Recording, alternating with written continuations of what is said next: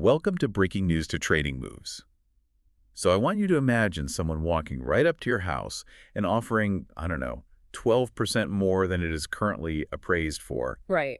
in pure cash, just handing it over on the condition that you agree to hand over the keys today. Yeah. That is a pretty wild scenario. Well, that exact scenario just played out in the commercial real estate world. We are examining the headline numbers of a recent major acquisition, and we are laying out the specific winners and losers across the market for you. Right. The raw facts from this announcement give us a really clear picture of market positioning. We're looking at the mechanics behind the trades here. Exactly. So the headline event is that Whitestone REIT is being taken private by Ares Management in an all-cash deal, and that is valued at approximately $1.7 billion. And the specific price point is really where this story begins. Ares is paying $19 per share or unit, which, that represents a 12.2% premium to Whitestone's prior closing price.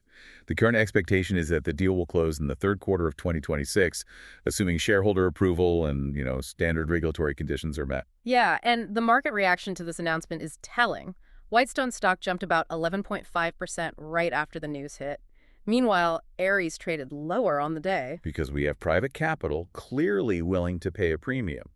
And they are targeting a very specific type of asset here, like neighborhood retail and Sunbelt shopping centers. Right, the open-air plazas. Exactly. We're talking about open-air plazas in states like Texas and Arizona. Private capital continues to put a premium on those specific geographies and property types. I mean, the appetite for physical, necessity-based retail remains robust among private equity funds. So we have our headline. Now we're going to break down exactly who wins and who loses from this specific event, starting with the immediate beneficiaries. And the clearest winner is Whitestone REIT itself. Oh, absolutely. When we see a cash take private deal like this, the stock price naturally pulls up close to the offer price. Right. The board approved a $19 per share price, so the market adjusts. But wait, you mentioned the stock jumped to 11.5%. It stops just shy of that full 12.2% premium. Yeah, it does leave a little gap there. Let me stop you there because the math seems slightly off. If a massive private equity firm publicly commits to buying my shares for $19, shouldn't the shares immediately trade at exactly $19? Like, why leave that 0.7% on the table? Well, it really comes down to the timeline and inherent execution risk.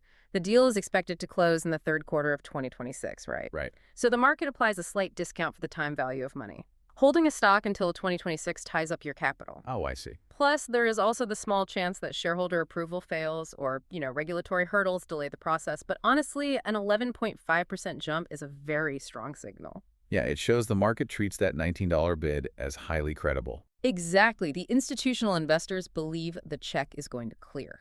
So if you hold that stock, you are a direct winner. That brings us to our first specific tickers.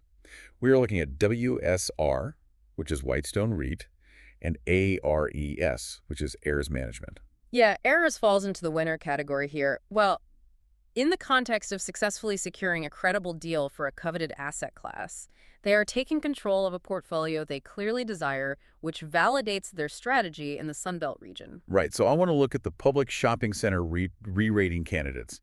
Let's think about comparable values. Okay. If the house down the street, house that looks exactly like yours, with the same square footage and same yard, if that sells for a premium over the asking price, the comparable values for the entire neighborhood go up. Right, the comps improve. Your own house looks more valuable on paper, even if you haven't touched a paintbrush. That is a great way to put it. When a transaction like the Whitestone buyout happens, investors immediately look at the comparable assets across the publicly traded space. Because they want to see who is next. Exactly. We have to look at how these companies are valued. Publicly traded real estate investment trusts, or REITs, trade at multiples of their underlying earnings, but the metric they use is called funds from operations. Okay, before we go any further, the term funds from operations, or FFO, is thrown around a lot in real estate investing. Give me the clearest, simplest definition of why REITs use that instead of standard net income. Well, standard net income includes a massive accounting deduction for depreciation. On paper, buildings lose value every year, which drags down the official net income number. Right. But in the real world, commercial real estate does not actually lose value like a car driving off a lot. In fact, properties often appreciate. So Okay. funds from operations adds that depreciation back into the equation. Okay, that makes a lot of sense. It gives investors a much more accurate picture of the actual cash the property is generating from rent. So if a REIT is generating strong funds from operations, investors assign a multiple to it to determine the stock price. But private equity operates on a different valuation model. Yeah, they often look at capitalization rates or cap rates. And right now, private equity is aggressively focusing on neighborhood retail assets, specifically grocery-anchored and necessity-based centers. So when private equity steps in and pays a $1.7 billion premium for open-air retail, investors in the public markets start to, reevaluate their math. They absolutely do. They realize that the public multiples on listed landlords with similar assets might be far too cheap, compared to what private buyers are willing to pay in the real world. The investors realize that if Whitestone's open-air retail properties are worth a 12.2% premium to heirs, then other publicly traded companies holding the exact same type of real estate must be undervalued. Right, and that thought process prompts investors to revalue them. This is the mechanism behind multiple expansion, or a re-rating. The market anticipates that private market bids are setting a new, higher floor for the value of these necessity-based assets. It forces the public market to catch up to the private market's pricing. For the listener tracking these re-rating candidates, the specific peers to watch are KIM, which is Kimco Realty, REG, Regency Centers, and ROIC, Retail Opportunity Investments. Those are the listed landlords that own massive portfolios of grocery-anchored or necessity-based centers. Take Kimco, for instance. Okay. They are one of the largest publicly traded owners of open-air, grocery-anchored shopping centers in North America. So when a peer gets bought out at a premium, Kimco's portfolio suddenly looks like a bargain compared to the heir's purchase. Makes sense. So we are moving from the type of retail, the grocery-anchored open-air spots, to the specific geography and strategy driving the capital allocation. Whitestone's portfolio was heavily concentrated in Texas and Arizona. Right, the buyers using real estate funds specifically to gain control of that regional footprint in the Sunbelt. Okay, let me push back on this entire premise for a second. Okay. We have been told for over a decade that physical retail is dying. The narrative is that e-commerce and fast shipping are destroying brick-and-mortar stores.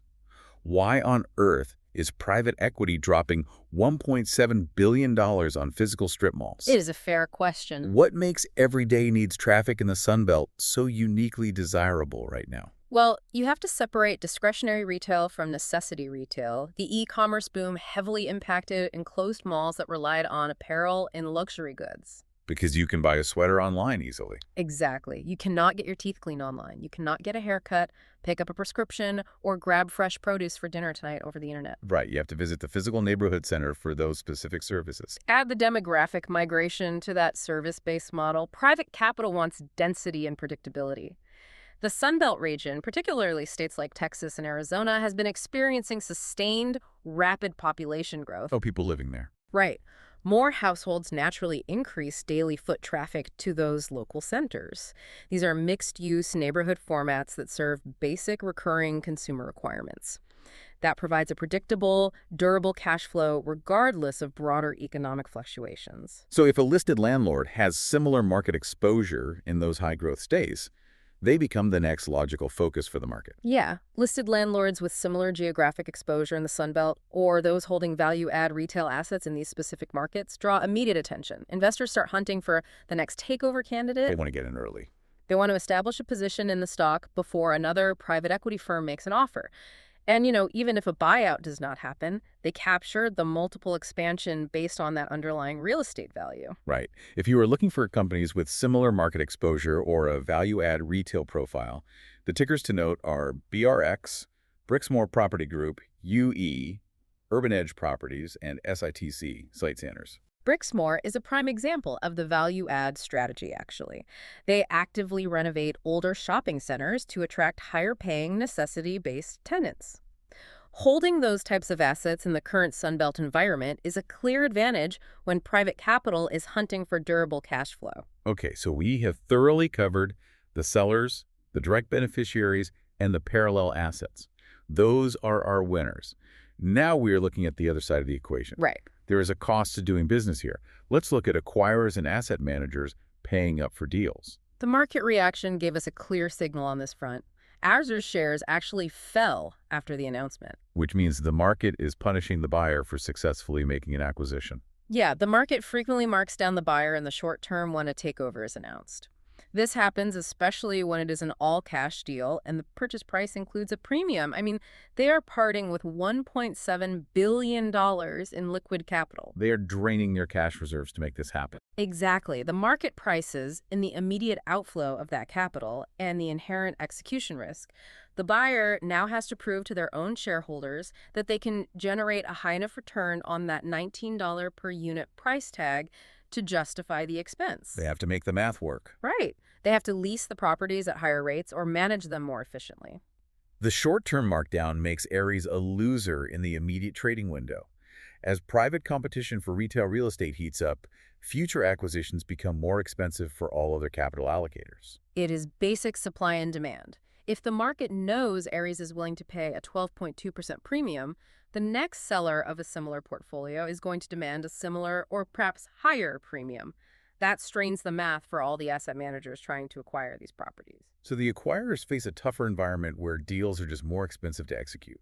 The specific tickers facing this dynamic include ARES, Ares Management, BX, Blackstone, and APO, Apollo Global Management. They're all dealing with a market where assets are getting pricier. They all have massive amounts of capital to deploy, but finding deals that clear their required return hurdles becomes much more difficult when the baseline premium is set at 12.2%. And it is not just the massive private equity funds facing tougher math. Public buyers and everyday income investors also face newly restricted landscapes.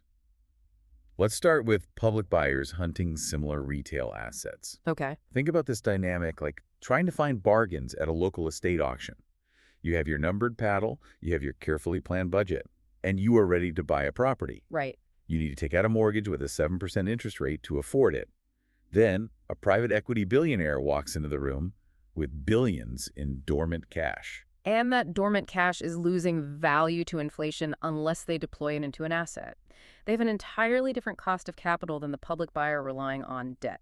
The billionaire does not care about your strict budget constraints or your mortgage rate. They just want the property and they have the cash to take it. You are going to get outbid. Yeah, pretty much every time. How does that translate to the public REITs trying to buy open-air shopping centers? While listed buyers trying to expand their portfolios face brutal bidding wars against private equity, public REITs rely on issuing stock or managing tight debt ratios to make acquisitions. They have a strict cost of capital. Right, they can't just throw cash around. Exactly.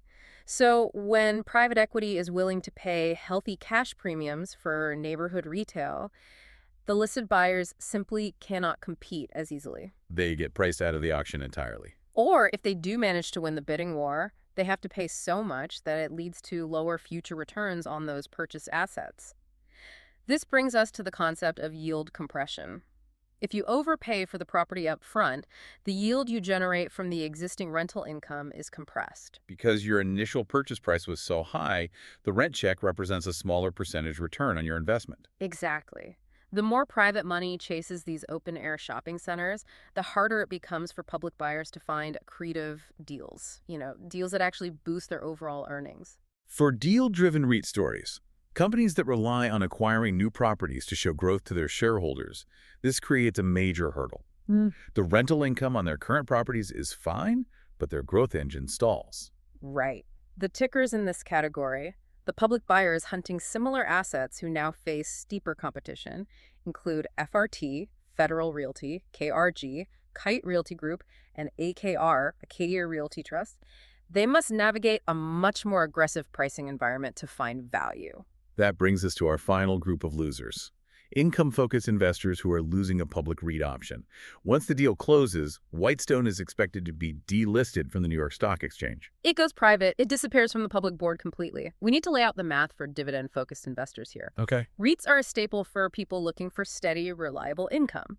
By law, REITs are required to pay out a large portion of their taxable income as dividends to shareholders. So everyday investors, retirees, and income funds rely heavily on these specific stocks to generate cash flow. Yes, they do. When Whitestone gets delisted, that removes one more publicly traded shopping center REIT from the investable universe. The pool of available options gets smaller.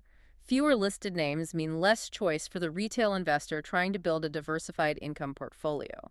If everyone who wanted to invest in shopping centers now has one fewer option, the capital that was invested in Whitestone still needs a home that generates yield. It floods into the remaining public retail REIT space. That crowding effect is the core issue. It pushes the prices of those remaining stocks up. When the stock price goes up, the dividend yield inversely goes down. Let me make sure I have the mechanics of yield compression right for the individual investor. Go for it. If a REIT pays a $3 annual dividend and the stock is trading at $50, the investor is getting a 6% yield. Correct. If a flood of new capital pushes that stock price up to $60, the company is still only paying that $3 dividend. Now, the new investor buying in at $60 is only getting a 5% yield. You nailed it. The crowding alters the valuation of the remaining names, making it harder for income investors to find attractive entry points with high yields. The tickers representing that remaining space, where dividend investors crowd into due to fewer choices, include O, Realty Income, NNN, NNN REIT, and ADC, Agree Realty. Realty Income is a massive player in this space, actually famous for its monthly dividend.